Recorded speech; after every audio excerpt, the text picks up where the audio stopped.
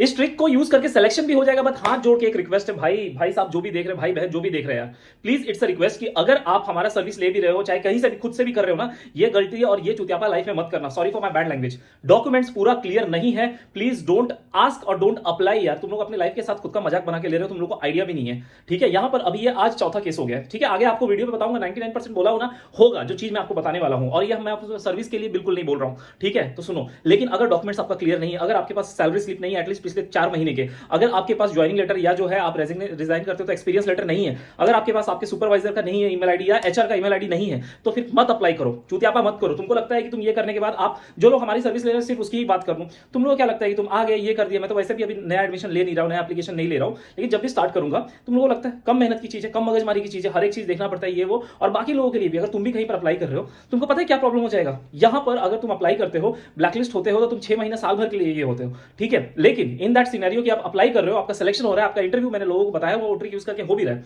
ठीक है, और जब डॉक्यूमेंटेशन की बारी आ रही है, वहां पर आप फेल मार जा रहे हो। आपके पास ना पेमेंट स्लिप है, कभी किसी के पास सीनियर का ईमेल देके रखा है जिसके साथ बनती नहीं है डॉक्यूमेंटेशन। भगवान के लिए हाथ जोड़ के फिर से रिक्वेस्ट करता हूं कि करो, नहीं तो वही घिसी पिटी जिंदगी जो जॉब कर रहे हो उसमें ही करते रह जाओगे। कुछ नहीं होने वाला 20-25-30 हजार की नौकरी से। और आगे जो समय आने वाला है ना, तुमको उसका अंदाजा भी नहीं है। बैठ के एक बार देख लो चारों तरफ मार्केट में क्या चल रहा है, किस तरीके से, तुमको अंदाजा आ जाएगा।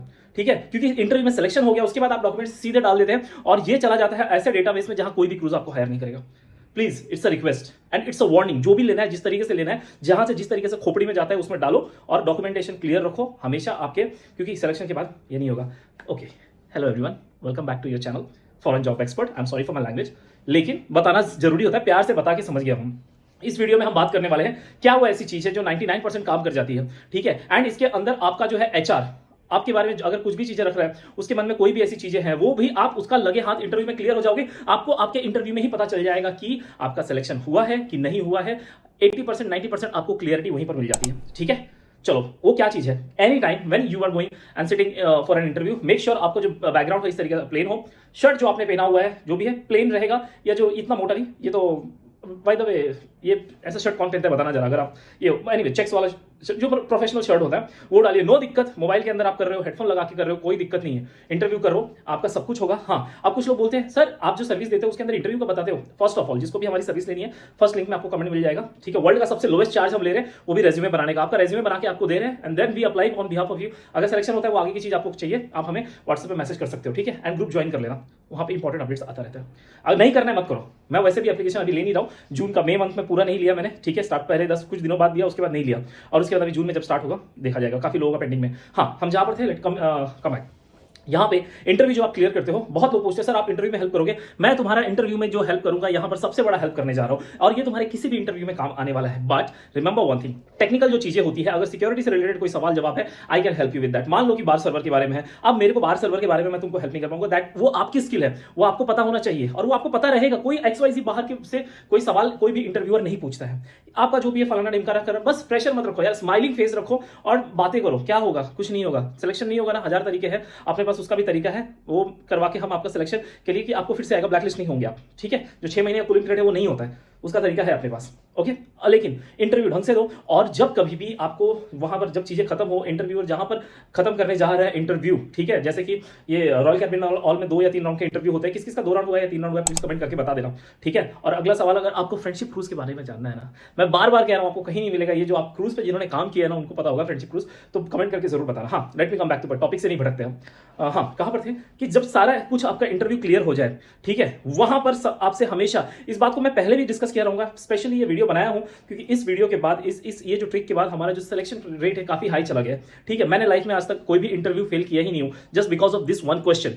ठीक है, और वो होता है सारे कुछ होने के बाद जब इंटरव्यूअर पूछता है कि do you have any question, और सामने से नो सर नो क्वेश्चन, ऐसा फालतू। That is the only opportunity, that is the biggest opportunity, that is the greatest opportunity of all time कि आप अपना सिलेक्शन वहां पर मेक श्योर कर लो कि हो जाएगा। बट हम वहां पर उसकी अपॉर्चुनिटी मिस कर देते हैं। वहां पर पूछो उससे, हे ओके या I have a question. First of all, जब आप ये चीजें पूछते हो ना, कि तब पता चलता है कि आप भी इंटरेक्शन रखते हो, टू वे कम्युनिकेशन के लिए तैयार हो। ये सवाल जब बोलते हैं कि नहीं कोई सवाल नहीं, मतलब सामने वाला आपको जज करता है, चाहे ये करो या मत करो। Yes I do have a question, yes I do have a question. क्या क्वेश्चन है पूछेगा? ओ इंटरेस्टिंग, टेल मी।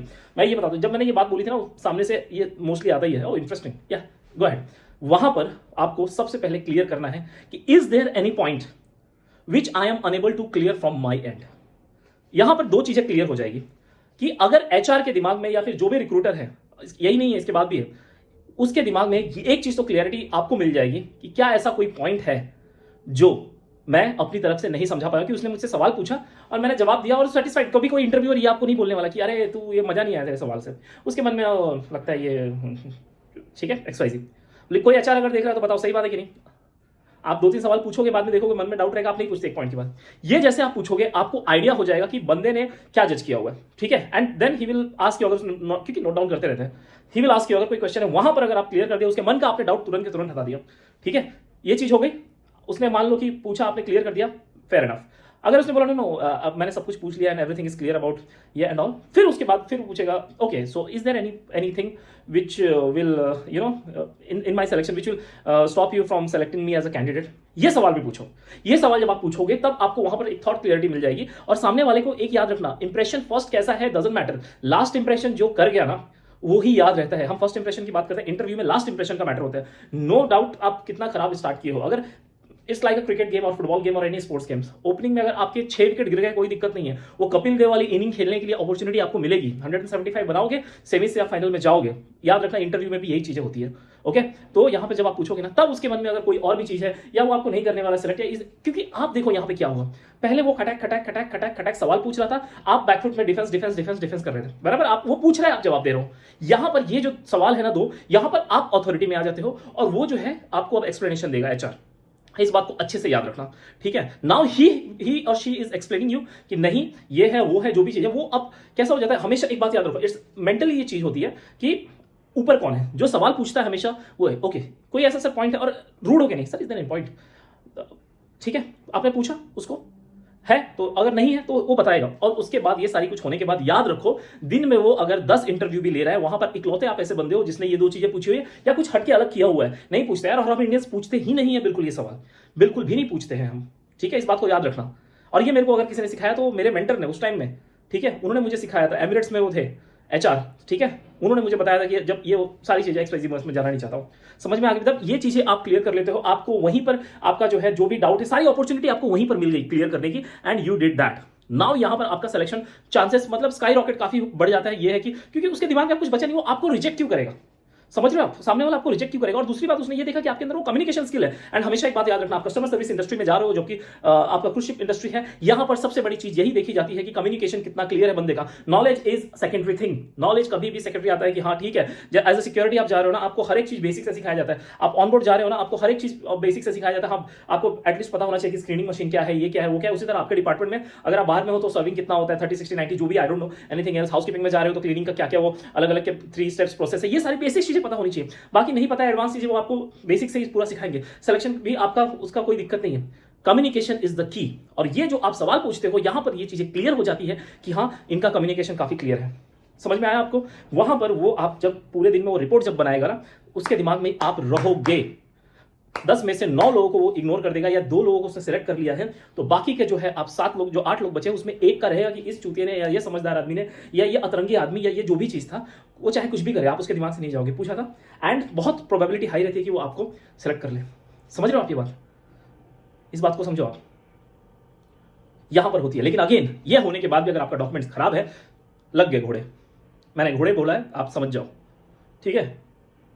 मत करो ये बात, please please don't do that. Documentation clear रखो मेरे भाई मेरी बहन जो भी देख रहे हैं, नहीं तो वही नौकरी जो आज कर रहे हो ना वही करते रह जाओगे। और एक बात बता दूं आपको कि आप वहां इंडिया में स्विच करके किसी और कंपनी में चला जाओगे, इंडिया में ही स्विच करते रहोगे। आप बोलोगे तेल लगाने गया क्रूज इंडस्ट्री में, कहीं और अपना करियर अब्रॉड ही जाना पड़ेगा। एंड अगेन वहां पर डॉक्यूमेंटेशन बहुत इंपॉर्टेंट चीज है, इसके लिए कह रहा हूं कि डू दैट। डॉक्यूमेंटेशन क्लियर रखो। डॉक्यूमेंट्स में आपका जैसे कि मैंने बताया कि सैलरी स्लिप होनी चाहिए, एक्सपीरियंस लेटर होना चाहिए, एचआर का ईमेल आईडी चाहिए, बैकग्राउंड चेक होता है, तुम्हारे बारे में सब कुछ चेक करते हो। तुमको क्या लगता है कि कुछ नहीं हुआ? सारा कुछ चेक होता है। सॉरी अगर मैं आज साउंड काफी रूड किया रहूंगा तो, but that is the reality. और अभी आप हमें मैसेज कर सकते हो, जून बैच के लिए हम फिर से लेना स्टार्ट कर रहे हैं, ठीक है। 1-2 दिन में स्टार्ट करेंगे, तो आप हमें मैसेज करके ले सकते हो। लेकिन मत करो यार, वो भी मतलब नहीं। आपको क्या लगता है कि आप आओगे, मैं यहाँ पे कुछ जादू की झड़ी घुमा दूंगा? 4 लोगों का हो चुका है, अब क्या करूं मैं? भैया कुछ कर दो यार। मैं कहां से करूं डॉक्यूमेंटेशन? अब मैं तुम्हारा फेक डॉक्यूमेंट्स बनाऊं? वो तो करने से रहा, मैं कहां से करूंगा? एचआर का तुम्हारा ईमेल आईडी कहां से लेकर आऊं? अगर तुम्हारा एचआर मैरियड में, मैं कहां से उसका जीमेल आईडी बना के दूं? मैं इतने यहाँ पे फुद्दू लोग बैठे हुए हैं, बात करते हुए यार तुम लोग। डॉक्यूमेंटेशन क्लियर रखो। एचआर का ईमेल, तुम्हारा सुपरवाइजर को जरूरत नहीं है कि जो इमीडिएट सुपरवाइजर है, कोई ना कोई तो होगा तुमसे सीनियर जिसके साथ तुम्हारी अच्छी बनती है, उसका ईमेल एड्रेस, उसका फोन नंबर। हम करते हैं क्या गलती की, कंपनी छोड़ के मैच हो तेल लगाने के, अपने को क्या लेना देना, जरूरत पड़ती है दोस्त, जरूरत पड़ती है। मिलते हैं अगले वीडियो में। Thank you so much. Sorry कोई बात कड़वी लग गई है, बुरी लग गई है, लग जाए तो जो लगा है ना बात, तो उस गुस्से को पालो और डॉक्यूमेंट्स क्लियर रखो कम से कम, कि आपका ही भला हो जाएगा। वंस अगेन दिल से sorry and thank you so much for watching this video.